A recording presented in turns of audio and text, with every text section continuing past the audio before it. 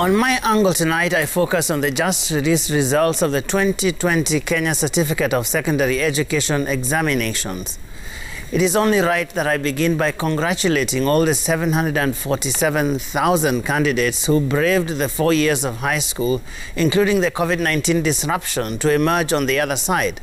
They have scaled a huge milestone in the country's education ladder and must be commended for the simple act of persisting to the end. My accolades also go to the students who performed exceptionally well in the exams and scored top grades. The results, while hailed by the government as testament to the enduring strength of the country's school system, have also brought back to the fore the perennial inequality that has dogged Kenya's education since independence. A quick analysis of the results revealed that of the 893 A's scored in the exam, more than 700 came from a handful of the traditional national schools. In fact, a single school such as the Alliance High School accounted for nearly 10% of all the A's scored in that exam in the whole country. Another startling statistic was a report in the newspapers that there were some 14 counties where no candidate at all scored an A grade in that exam.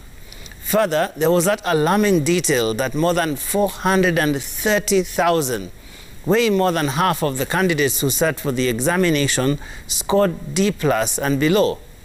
Now, it is fair to say that the top national schools put in a lot of extra work in preparing for the national exams. They have many extra revision hours and even remedial classes for the weaker students. But beyond that, they also ride on the relatively good physical infrastructure and a strong academic tradition and a culture of discipline that is self-perpetuating through every generation of students. This explains why in the coming weeks, every parent will be hoping and scrambling to get their child to either Kenya High, Alliance Girls, Maranda, Kapsabet Boys, Pangani, and the rest of the schools in that small elite club. But here is the plain truth. Not every child can fit in these few schools, or indeed all of the 18 original national schools. Nor should we try to squeeze them in there. This, therefore, should be a moment of national reflection. Do we continue to just celebrate the handful of schools, the few students, or the few counties that do well? Or is there a case for broadening our focus?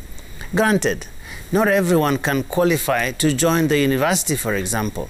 But are we convinced that every child in every corner in this country has a fair chance to fight for a place at the university?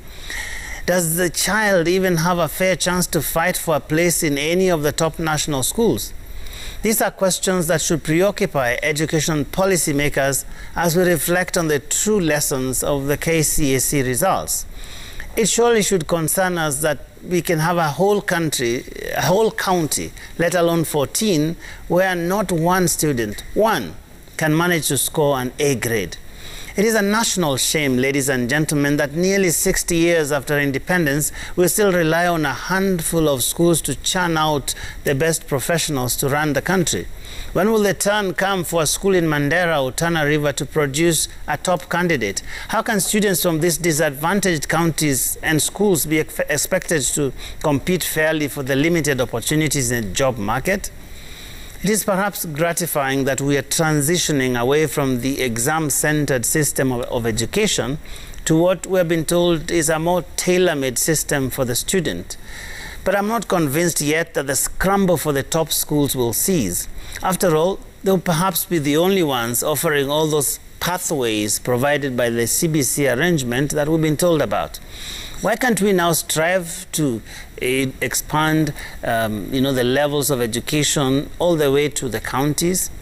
Why can't we level the playing field once and for all? We could start by creating at least one equivalent of Alliance in every county. Also, if CBC is assigning the bulk of assessment to individual schools, why can't we devolve more levels of education and send money to the counties to fund it?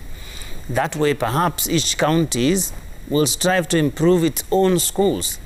In the end, whichever route we choose, we cannot run away from the fact that our education system is unequal and unfair.